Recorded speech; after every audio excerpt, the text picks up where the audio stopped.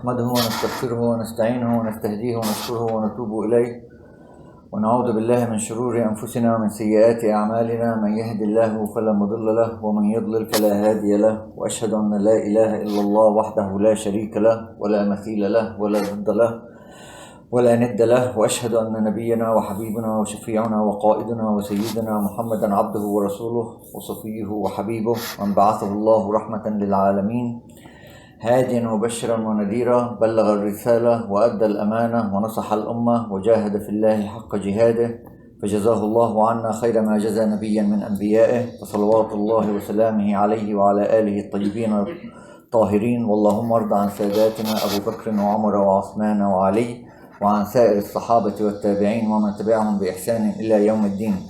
أما بعد، عباد الله، فإني أوصيكم ونفسي بتقوى الله العلي القدير القائل بعد أعوذ بالله من الشيطان الرجيم. بسم الله الرحمن الرحيم. والذين استجابوا لربهم وأقاموا الصلاة وأمرهم شورى بينهم ومما رزقناهم ينفقون. In Surah Shura, chapter 42, verse 38. And those who respond to their Lord and establish prayers, and their affairs are conducted by consultation among them, that's the Shura, and from what we have provided them they spend. Allah subhanahu wa ta'ala tells us in Surah Al-Ma'idah, chapter 5, verse 104, وَإِذَا قِيلَ لَهُمْ تَعَالَوْا إِلَى مَا أَنزَلَ اللَّهُ وَإِلَى الرَّسُولِ قَالُوا حَسْبُنَا مَا وَجَدْنَا عَلَيْهِ آبَاءَنَا أَوَلَوْ كَانَ آبَاؤُهُمْ لَا يَعْلَمُونَ شَيْئًا وَلَا يَهْتَدُونَ. And when I said to them, come to what Allah has revealed and to the messenger, they said, they in reference to the deniers of the truth or those who don't want to face realities and facts, sufficient for us is what we found upon as our forefathers, even though their forefathers were not knowing anything and not they were guided. The reason I mentioned this because I'm talking about the topic of Shura, which our scholars, not only our scholars, even the non-Muslim historians consider it a lost treasure for the Muslims, that they don't know what they have and they are not using it. And when you ask the Muslims, whether my generations and the older generations before me, why has not this been implemented? Why are we where we are today? The answer is حَسْبُنَا مَا وَجَدْنَا عَلَيْهِ آبَاؤُنَا. This is how our forefathers were, and we follow what they do, even if what they did is wrong. And this is the plight of this ummah. They are not willing. I mean, they keep saying, we love Allah, we love Rasul, we follow their footsteps, and yet when you see them, the way they act and the way they behave and the way they do things is absolutely backwards and has nothing to do with the Quran and the Sunnah of Rasul alayhi salatu wasalam. Our scholars teach us that this first verse I read from Surah Shura, or the entire Surah Shura even, set out the principle of governance, of which the civilian Islamic regime, like I mentioned last time, that there is no theological regime in Islam, it's civilian regime, observing the rights of Allah and the rights of the creation of Allah. The civilian Islamic regime is to be based upon. They also teach us that Surah Shura lays down as the basic principle which should guide Muslims in transactions of their national affairs, something that we don't have today. This simple word, which is Shura, contains the nucleus of a representative form of government which the West and the US, obviously, brags about all the time. Whether you want to call him a Khalifa, a president, an Amir, or whoever is the head of state of any Islamic country is bound to take counsel with the representatives of the people when he is to take a decision of vital national importance. The people being what's equivalent to Ahl al-Hall wal-Aqd in the past, which is today is the parliament, the Congress, whatever names they have around these days. When studying the life and example of the Holy Prophet ﷺ, it becomes clear that consultation is an absolute must. This despite the fact that the Holy Prophet ﷺ did not require advice of those around him. He is a ma'soom, he is a revelation, he is infallible, and he is guided by Allah subhanahu wa ta'ala. But our scholars, and I'll mention a saying from Imam al-Bayhaqi, may Allah have mercy on his soul.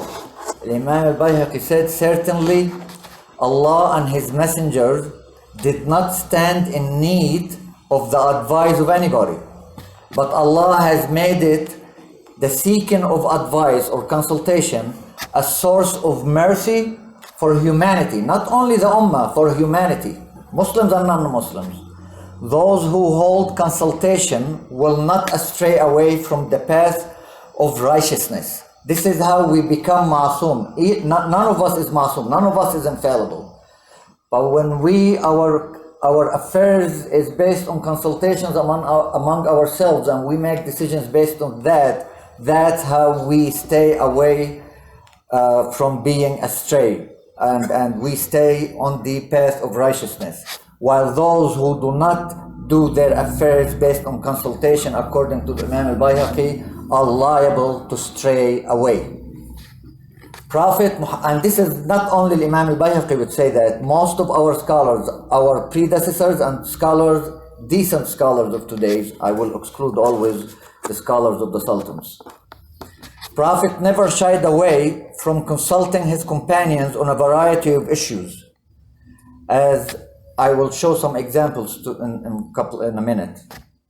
In essence, an individual who is a member of the process of Shura, whether in a small community here, like you would have a board, for example, or in a state, you will have, also in a state, you will have a parliament or a congress, or in the whole country.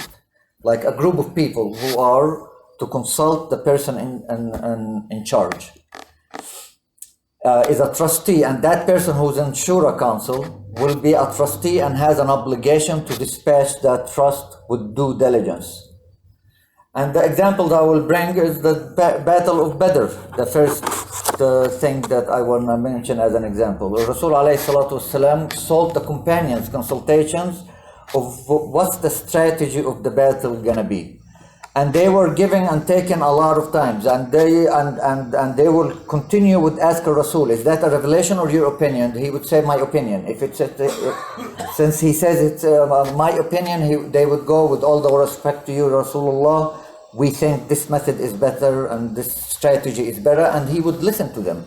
And from among the strategies of the battle of Badr, it was the strategy of Ibn al-Mundhir, may Allah have mercy on him, and agreed upon with the other companions. In the Battle of Ahad, he consulted with the companions on whether to fight the kuffar in the Medina or should we go out the Medina.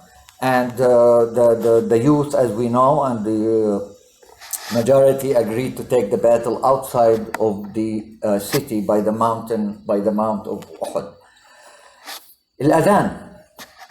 I don't know if any one of you know, or the majority of Muslims don't know, that there is no revelation, there is no wahi, there is no order that came to Rasul alayhi salatu wasalam for the adhan that we do for the prayers.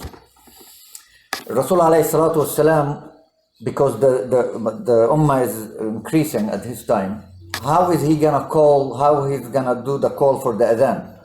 So they were talking like the Christians, they will have the bells, and others have other methodologies, and they were giving and taking and consulting. He was consulting with the Muslims on this. And this is the only time this Sahabi name, who is from the Medina, Abdullah ibn Zayd, comes up. One day he goes, tell Rasul alayhi salatu wasalam, I had a vision. Not a dream, he had a vision. And the vision was that adhan. And the same day, Khalifa Umar, may Allah be pleased with him, had the same vision, and it was that adhan. So Rasul alayhi salatu wasalam liked the wordings. He said, teach it to Bilal, and they taught it to Bilal, and he said, that's the adhan. And the Sahabi agreed on it, and that's how it became the decision, based on Shura. This adhan that we use all the time was based on Shura, was not based on revelation. And there are obviously many examples. Another example is the judicial system. The judicial system in our courts, and you will see it here even in the courts in this country. you will always have more than one chief justice or a justice or whatever you call them. And they will always, whenever they make a decision, they consult with each other to make the decision. And the majority of them, that's the opinion that they will take. So the prophetic hadith and other tradition related to consultation over situation lacking explicit text in the Quran and Sunnah apply likewise, and as it's of consulting among ourselves. If there is no hadith or no ayah in the Quran, we can consult among ourselves to make a decision based on it. Or to the disputes of other cases that the caliphs or the presidents and the other companions of the prophets were called to settle. Indeed, the same principles apply to everyone in position of ruler or judge or head of community or head of, even at work, or head of household. Khalifa Abu Bakr, for example, when a dispute would come, he would first look into the Quran. And if he found a basis for a judgment there, he would issue a ruling on this basis. If he found nothing in the Quran, he would look in the Sunnah of Rasul alayhi salatu wasalam. And if he does not find anything, and if he finds something in the Sunnah, he would make a ruling based on it. But if he does not find anything in the Quran or Sunnah, he would go out and ask the people, of course, the people that his inner circle and knowledgeable people.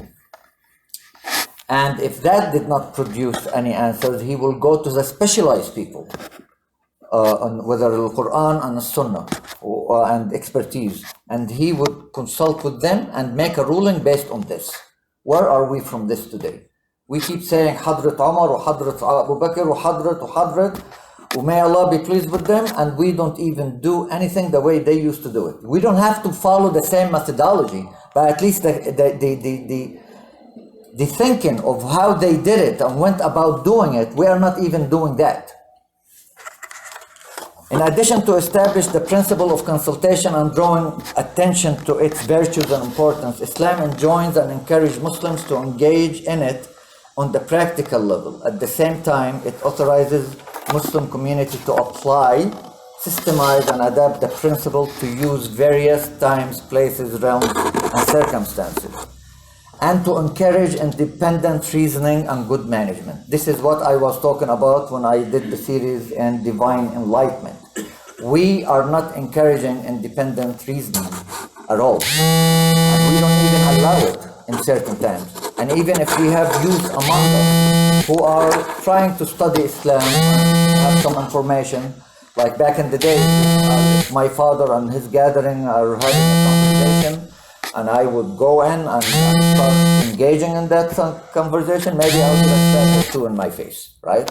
And it carries on through, because they say when the elderly is talking, like, you're supposed to listen, you're not supposed to pose your opinion, you take their opinion.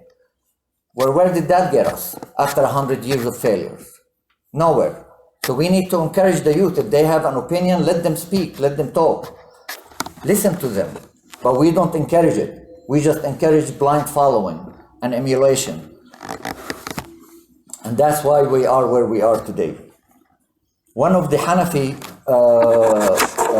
scholars, his name is Abu Bakr Jassas, was talking about the benefits of, may Allah have mercy on his soul, was talking about the benefits of having the Shura, that it provides clear rulings on situations not explained in the holy text, meaning the Quran and the Sunnah, via independent reasoning. So these scholars from our predecessors always encouraged independent thinking. We don't, and we are in the 21st century. He says, second thing, it highlights the dignified standing of the Prophet's companions who were qualified to engage in independent reasoning and whose views were worthy of being adopted and emulated. And the third thing, he said, and it justifies the use of human reasoning to arrive at a reasonable judgment, because it engages a group of people to make a decision, a group of wise, intellectual, experienced people. In general, the benefit of having Shura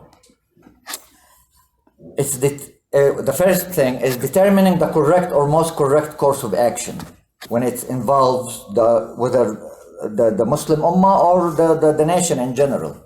Release from tyranny and subjectivity and selfish whims. Because if you don't have Shura, that means the decision goes to one person, right? Preventing high-heartedness and tyranny. It teaches us to be modest and down-to-earth people with other members of society, of community, of state. It gives everyone his or her due, meaning everyone has an opinion, has the freedom to pose that opinion without any fear. Promoting an atmosphere of freedom and initiative, developing the capacity of thinking and planning. That's how you become creative in public affairs. We can't be creative and innovative in religion. We covered that many times. But we need to be creative and innovative in public affairs, in the affairs of how to better our lives, how to run our community, how to run our businesses, how to run our families, any affairs that involves humans, we can be creative. And that's from the Shura. Of course, we covered this many times, I don't want to repeat myself. You cannot be innovative in religion. Increased readiness for actions and support.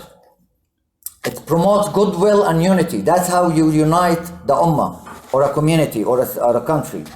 Willingness to endure undesirable consequences for a good solution. And the best example for that is Sulh al-Hudaybiyah. You give me a couple of minutes, I'll talk about it in a minute. So the Islamic clause imposes no conditions or restrictions regarding how consultation to be implemented, because consultation is outside of the books, of the divine books. So there is a huge room for you to be creative in it, as long as you don't violate the rights of Allah subhanahu wa ta'ala. Rather, it leaves such matter to people's choice and shared deliberations.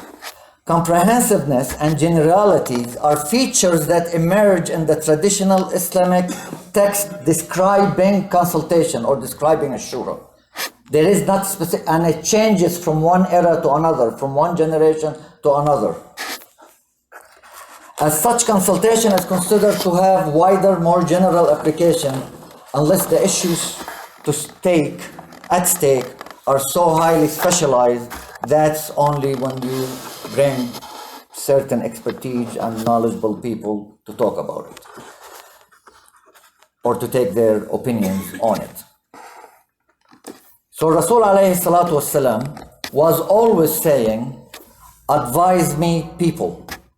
If the Rasul alayhi salatu wasalam always say that, why aren't we, and we say we follow his footsteps, why our people who are in charge, whatever, in communities or on state or on federal level, whatever, they don't go advise me.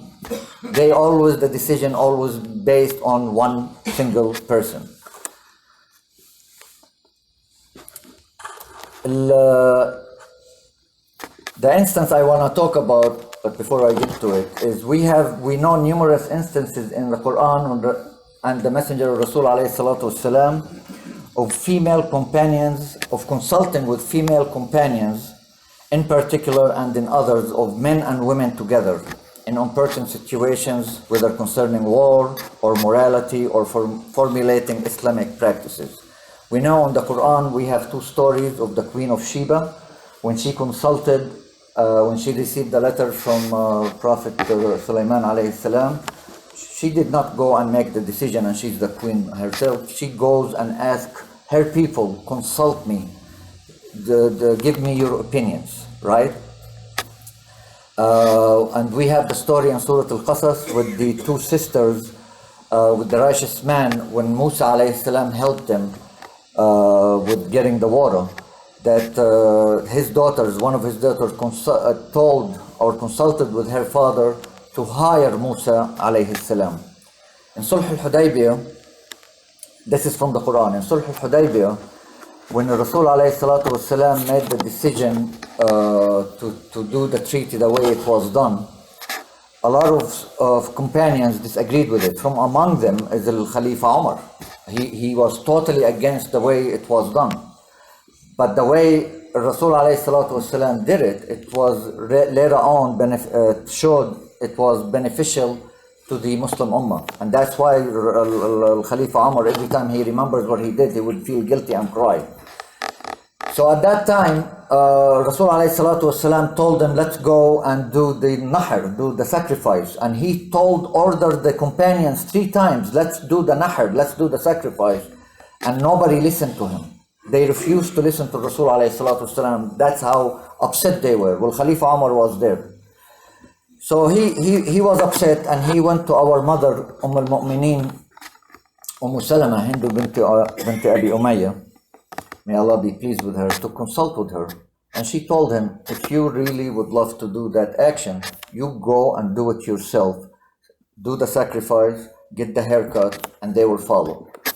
So he took her mashura, he took her opinion and did it. And sure enough, they followed what the Rasul ﷺ did exactly.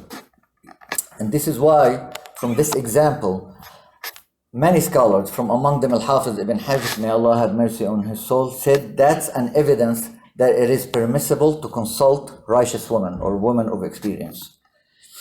So consensus of our scholar, of course we always exclude the fanatics and the scholars of the sultans, that it is permissible to consult with women, and it's permissible to have women in parliaments or shura councils. It's permissible. Okay? And the only reasons others disagree or fanatics disagree would be just because they are women. Even though there is a proof from the Quran and the Sunnah, it's okay. As I was growing up, though, and I think I will end with that, and next time I will do the conclusion of this subject. Unfortunately, as I was growing up, you would hear a hadith that a lot of people were saying. And when you ask, is that hadith true? Is that really Rasul ﷺ would say something like that? And this is regarding the mashura of the woman, the consulting with the woman. They would say, oh, Rasul ﷺ said, shawuruhunna wa khalifuhunna, that consult with women and do the absolute opposite. And I was a 5th grader, and I would be like, it did not make any sense to me, right? And nobody can give you a sound answer for that. At that time, there was no Mufti Google, and the shuyukh, mashallah, all the shuyukh over there, shuyukh, the sultans, they will never give you a decent answer, right? But when you have a sheikh, decent sheikh, to teach you, that's when we learn that hadith is fabricated hadith. It doesn't exist. Yet a lot of Muslims use it around that, consult with women and do the opposite, and they claim that the Rasul ﷺ says so. Well, Rasul ﷺ is innocent from such a thing.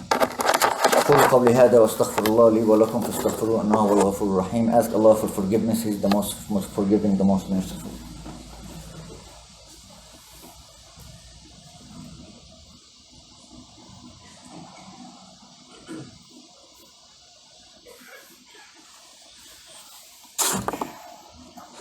الحمد لله وأشهد أن لا إله إلا الله وحده لا شريك له ولي الصالحين وأشهد أن محمدا عبده ورسوله.